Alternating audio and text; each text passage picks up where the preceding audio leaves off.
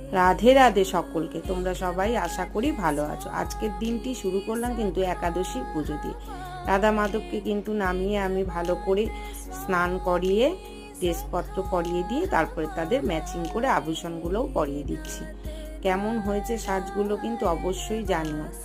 কিন্তু রাধা মাধবের যে কৃষ্ণের যে পাগড়িটা রানী পরিয়েছি দেখলাম একদমই যাচ্ছে না, আর কানেরটাও যাচ্ছে না। পরে একটা ফ্লাওয়ার মোটিভ কানের পরিয়ে দিলাম ব্লু কালার, আর পাগড়িটা নীল কালারে চেঞ্জ করে হাতে বানিয়ে দিলাম।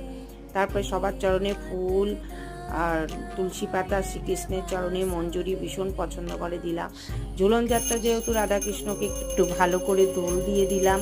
তারপর ভোগ লাগিয়ে আমি কিন্তু আরতি করে নিচ্ছি। ভোগে দিয়েছি সাবু, কলা আর 2-3 রকমের ফল যা করেছিল, আর একটা হাতেও কিন্তু সুন্দর মালা গেঁথে দিয়েছি। জগন্নাথ, বলরাম, সুভদ্রাকেও পায়ে চরণে ফুল দিয়ে দিয়েছি। কেমন